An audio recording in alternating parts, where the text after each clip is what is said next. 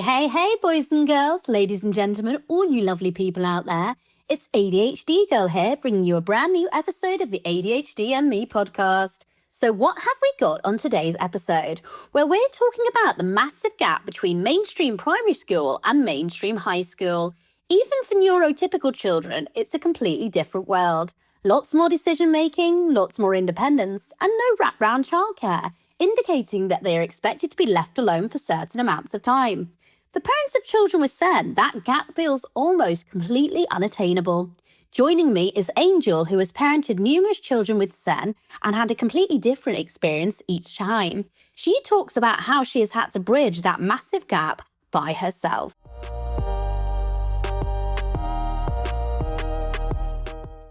So joining me today, I have Angel. She is an experienced SEN mum. She's got multiple children with additional needs and has been fighting the system to some degree or working her way through the system that we have for 24 years. Hi, Angel. Thanks for coming on the podcast. Would you like to introduce yourself? Yeah, I'm Angel. I'm 45 and have 4 my own children who are SEN alongside my partner's current 8-year-old as well that I help to parent. So Yeah, wow. So you've probably seen it all at this point. I have, yeah. Unfortunately, yeah. Yeah. One of the big things you want to talk about today is that transition in the UK from primary school to high school, particularly if it's mainstream, because what we don't talk about enough, we talk about the children who are very severe additional needs and sometimes require going into a specialist school, which is fine. I mean, that comes with its own set of problems, of course, like getting the provision in the first place. But then we've got children who go into mainstream because they're not like deemed, what would we say, like severe enough or specialist enough to go to specialist provision. So they end up in mainstream, but then they can't function in that either. But then we're talking about this gap because for most children who go from primary school, the gap between primary school and high school is massive, even for neurotypical kids. You know, you go from having your lunch, ask like what you want for lunch in the morning and then go and get in your lunch and it's all structured and you're all in the same classroom, to suddenly you go to high school and suddenly you have to go to all these different classrooms and you have to learn a new routine and all these different people and there's people for this and there's people for that. And it's a lot, isn't it? And then obviously you add on additional needs to that and it's just like a whole other set of problems, isn't it? Yeah, for sure. I mean, it's one of the biggest issues we've had actually transition-wise with all of them across the board. Obviously, some of them have got with that transition and others, but that has been kind of like dependent on how well they've been able to manage their SEN journey as well. So my oldest obviously coped really well. He was a mainstream primary anyway, and then obviously went up to a mainstream high school, but he managed to kind of plod along and was okay, but the others obviously not so much. So it's a very individual thing, isn't it? So It says, yeah.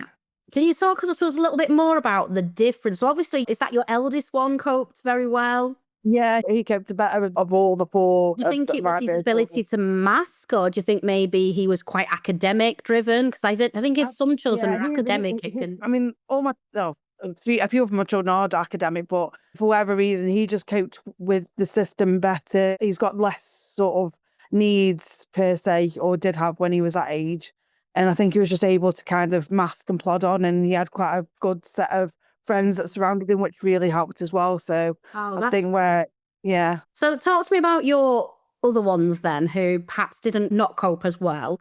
Did you have an inkling before they went to high school that there was going to be issues because of that big gap, or did you find out after they went and thought, oh, perhaps this isn't working as well as it should?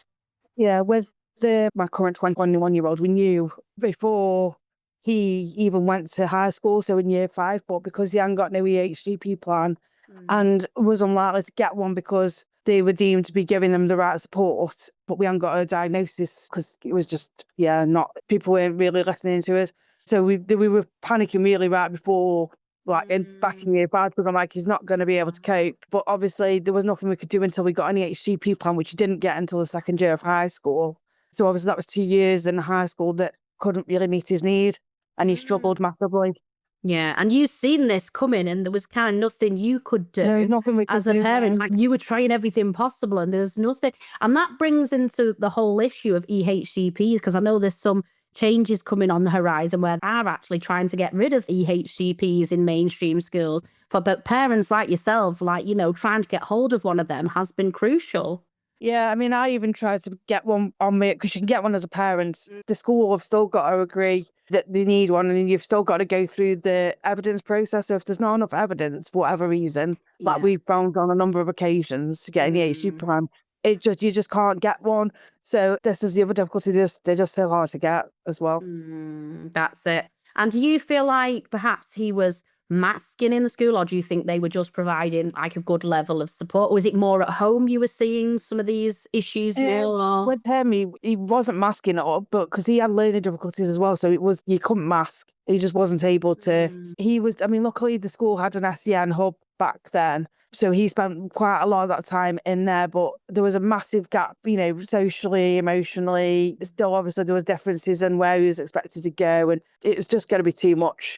Yeah. So he did get moved to a specialised school. He is the only one of mine, actually, that managed to get to go to a specialised school. And what point was that? Was that after he started high school or before? Yeah, it was his second year of high school. Once we got, because eventually we did get an EHCP plan, because obviously they realised there was such massive gap. And this is the case, isn't it? Like, a lot of children go to high school and suddenly they do get the diagnosis because the independence issues and the gaps that come with that become much more prominent. Yeah, it's just unfortunate that they have to get, it's almost like they've got to struggle first before they even want to put things in place, which is really annoying when you can see that they're going to struggle or they are already struggling. Yeah. It's almost like the opposite of how inclusion is supposed to work, isn't it? Like, you're supposed to make it so they don't have as many difficulties, yet we want them to have difficulties before we actually give them that inclusion. Yeah, no, but that's exactly what it is. And then it has a big, massive impact on the mental health. So for him, it took him quite a significant amount of years working with the SEN school to get him in more of a positive headspace. He really struggled mental health wise. And for my other son, who's now 19, he massively struggled and didn't end up doing school for 2 years. Wow. So did he end up getting a EHCP? Or? He did, but he was right at the end of school. So the SEN person that was at that school was actually really good, and they did fight like quite significantly to get the EHCP plan. It just took, because he was refusing to go into school. Obviously, the evidence was limited to what they could use, so obviously it took longer to get his EHCP plan. So it wasn't until. Do you mind if I ask, was this your child with the avoidance?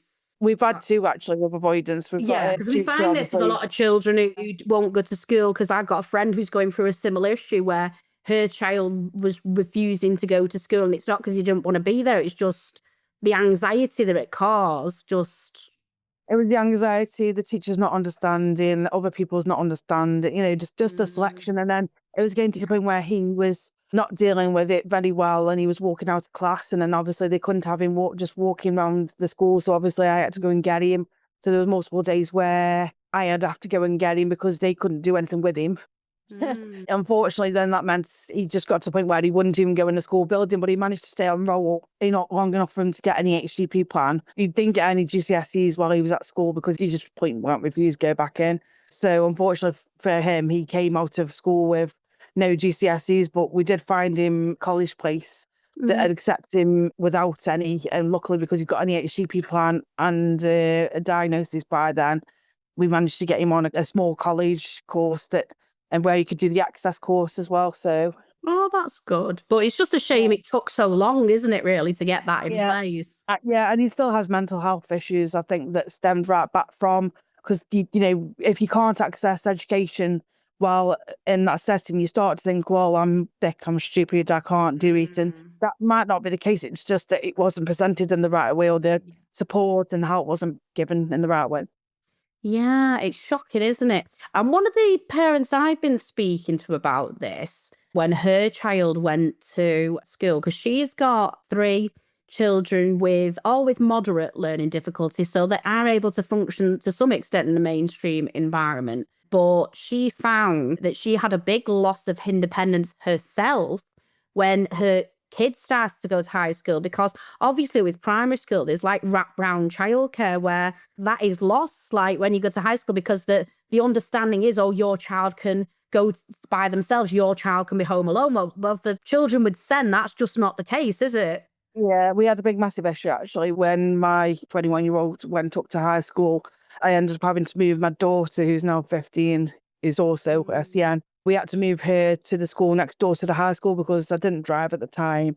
And even though I got an old one that could walk him home, that didn't work because obviously both of them were SEN, and quite often he would end up being upset and it just wasn't working. So obviously we had a massive issue there. He couldn't walk to and from by himself. So yeah, it almost feels like kind of like when your children with SEN go to high school, it's you who loses a little bit of independence to a certain extent as well. Yeah, I mean, I have lost a massive chunk of it and time for myself. Now my daughter's gone up to, well, since my daughter's been at high school, because she's struggled massively. She hasn't really done a lot of the high school in the first, second and third year, and only really picked back up again in the fourth year once we'd sort of had a lot of meetings and in regards to timetabling and what she can manage. And unfortunately, because she hadn't got no diagnosis, they were going to try and take me to court because she wasn't in enough. The only thing that they would accept was a diagnosis, but obviously getting a diagnosis is not a short process. So you're like stuck in this catch-22 where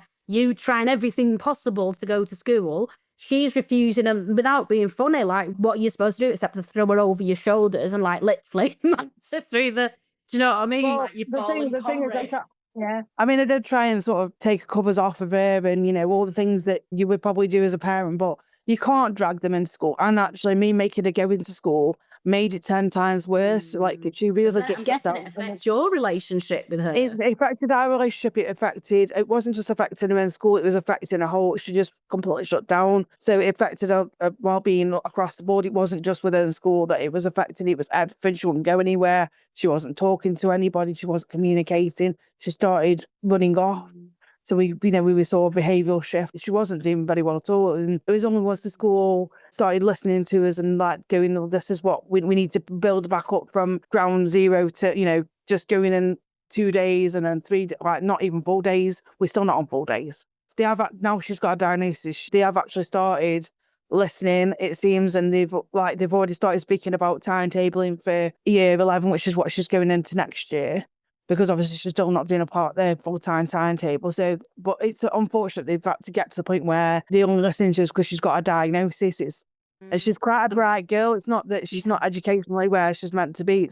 It's all the rest of it, the emotional, the social, the, you know. And in some places, the diagnosis like is taking like 7 or 8 years, isn't it? 6, 7, 8 years. That's like children start school like at 4 years old a lot of the time, and then they only have 12 years in like compulsory education. Yeah.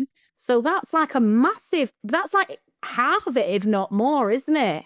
Where to taking that time to get that diagnosis. And then by that point, no wonder their attitude towards education is not the best, because they've literally just been left to get on with it. It's getting help and support and diagnosis as well isn't as simple as what you think. Because like as a parent, you're like, well, you can see that your child's struggling. More so if your child masks it within school. Like I've had 2 that have masked until they've got to high school and then they've not been able to mask.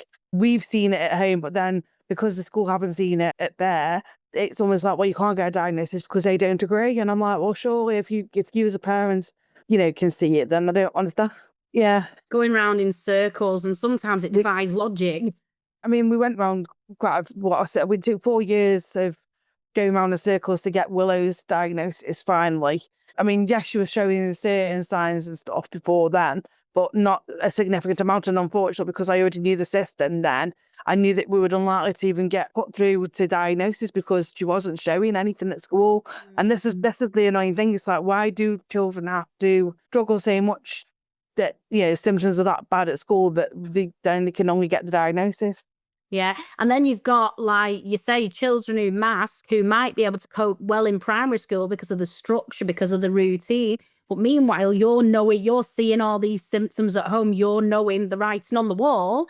And then it gets to high school and you're like, I knew it. I was right all along. Yeah. Well, it's like the 8-year-old currently, he's only in year 3. And we've already started mentioning EHCP plans because obviously I've already seen what can happen 4 times, like them being in a mainstream setting. Enough.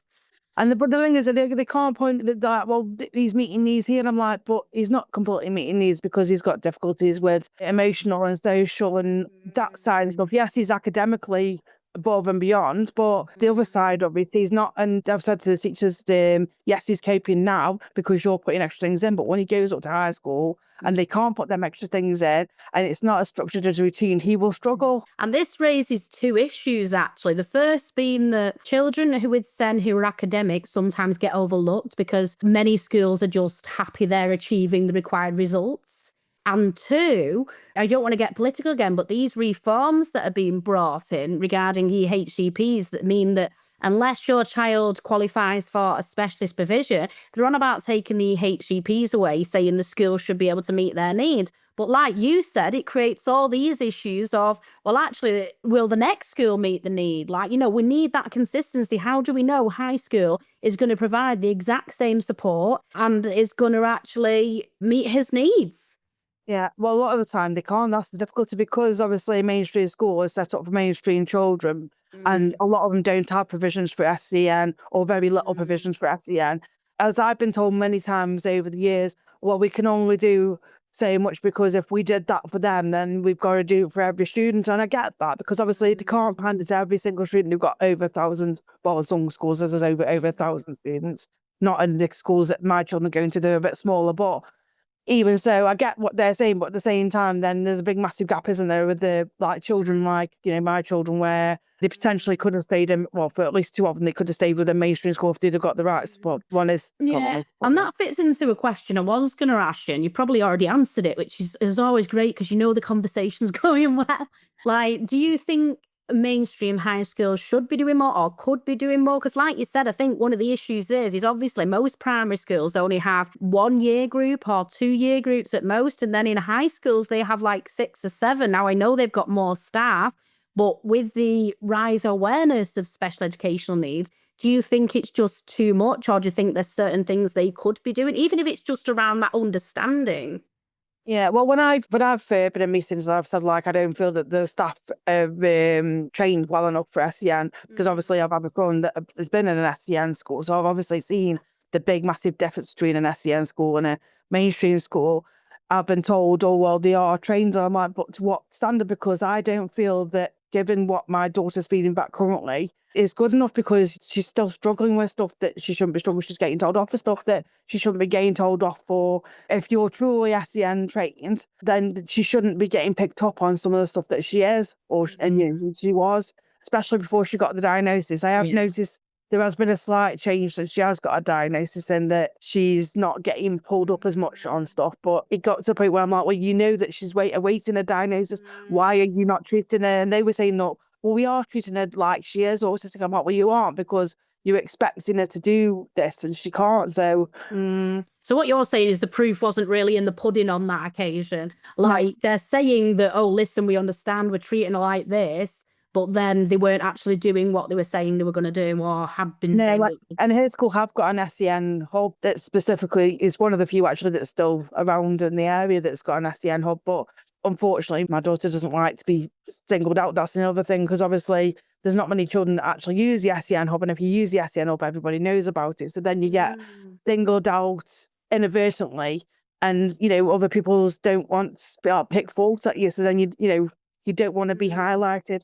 Yeah, exactly. And I know this isn't the first time we've talked about this, but it's almost like it's our job as parents, or the parents of children with SEN. It's almost up to them to kind of bridge this gap. Because I remember what you were telling me the other day about you having to check your child's phone every single night to make sure they were using it appropriately. I mean, I know there's a debate within that itself because, you could argue, well, parents should be checking their kids' phones every night, considering what's going on at the moment. But I think when you're a SEN parent, when they go to high school, sometimes you're having to do above and beyond what normal parenting would entail. And I'm imagining that's quite exhausting. Yeah, for sure. I mean, obviously, all of my children now, apart from obviously the 8-year-olds, have got mobile phones. But for some of them, that just means that they've got access to a phone and they can watch videos and stuff, but they've got no access to social media. They've got no access to being able to message anybody that they're not meant to. obviously we've had to have conversations about them adding people if they were going to add people, and checking phones just to make sure that they haven't added anybody that they're not meant to. And, you know, it has gone up, like, from a 21-year-old, that's still a consistent thing now because he's unable to manage that. Kai's, who's 19 now, he's only just started to have an Instagram. You know, we still kind of check him, make sure that who he's got on there and who he's talking to and what he's saying. And it's quite a challenge because even the things that you think that they should be able to do, they can't. Like, you know, it's basic things. It's more than people realize, isn't it? It's something simple like a routine change, or like the bus doesn't show up and suddenly their whole world crumbles. Yeah, well, this is why a lad can't travel by himself, because he can't read well enough for one. And then obviously if he did learn a route, if something like that did happen, we're not sure how he would manage the change. And Yeah. Yeah, exactly. Do you feel like your children missed out on anything in high school, missed out on any opportunities because they couldn't access them, like things like residentials or clubs, just because of their additional needs? yeah, they missed out on him. I mean, Elijah not so much, because he did get to go to a specialised school. So obviously he did then kind of pick up on all the stuff that he probably would have missed out on. And he did go to places that he probably wouldn't have done if he'd have gone to a mainstream setting. But for Kai, he missed out on massive amounts, massive, because obviously he missed so much of school. He missed out on like making friends because he struggled anyway. You know, he missed out on an education. It was massive for him. And like I say, my daughter's obviously missed out on a lot as well. So it's only just sort of like this last year that she started being able to cope with. And she's been able to go on some trips as well, which it has affected her, but she's managed to do them. So Oh, that's good. That's good. I mean, I think you probably already answered this question to a certain extent, but what do you think schools and professionals, particularly high schools and professionals, often underestimate about children with SEN or have the misconceptions around?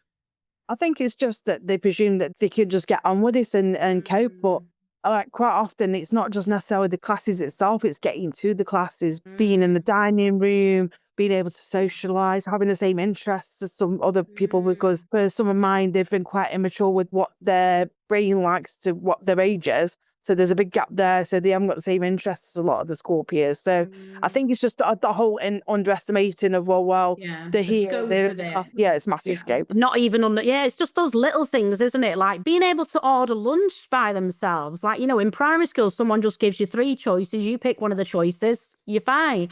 You get given that choice at lunch, but then all of a sudden you go to high school, you have to find your way to the cafeteria. There's lots of different choices. Then you're going to have to figure out money if they've got to manage money and things like that. And it's all those little things that people, I would say, if they don't have children with additional needs or don't have additional needs themselves, don't actually think about even.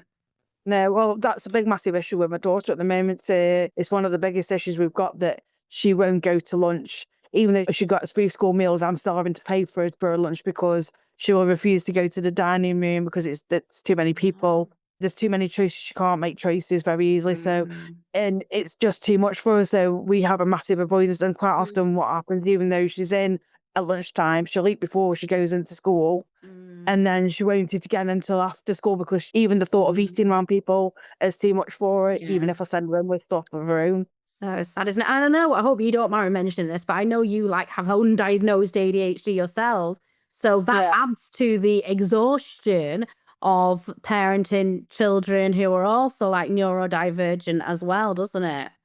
It does. And then unfortunately, I say unfortunately, you could be fortunate, I'm start kind of menopausal as well. So that's exasperated my energy levels quite significantly at late, and I'm finding it more and more difficult to manage stuff, because I'm constantly juggling not just my own stuff, but obviously everybody else as And well. even the kids who are now adults, you're still having to juggle a lot of their stuff. Yeah, the 21 and 19-year-old, I'm starting to help them deal with their stuff as well. And I think that's what people don't realize when you've got kids with SEN. And, you know, I think the kind of neurotypical way of thinking is your kid gets to 18, they go out, they get a job, and they're independent and you get your life back. But unfortunately, for parents of SEN children, there's no kind of assurance of that. There's no kind of silver lining, I'll get my life back at some point, because some of these difficulties are for life. Yeah, especially for, like, say, my 21-year-old Elijah, he's probably going to have some kind of help and support lifelong. I don't think he's ever going to be able to manage some of the stuff by himself. Kai, we're not entirely sure, because he can manage some stuff, but not well enough. So it's still up in the air for him. And obviously I don't know what yet for Willow and you know, the other little one. It's too early to say really, but yeah, my 24-year-old, he's managed to get a job, and you know, he managed all that really well, and he manages, Which life. proves again it's very individual, isn't it? So there's no Yeah, kind of it is very individual. Yeah, there's no like one size fits all, and that's unfortunately mainstream.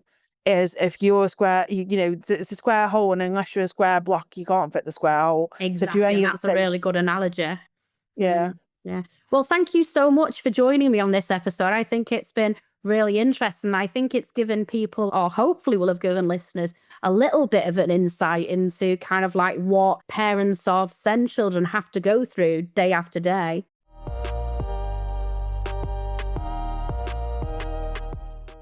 How can this be made easier? Do you think that neurotypical expectations are to blame here? Join me next month on the ADHD and Me podcast, where we'll be talking about how ADHD and trauma are linked. Until then, take care, ADHDers and allies. And remember, be kind to yourself, because if you aren't, how can you expect other people to be? And I don't know who needs to hear this, but you deserve kindness.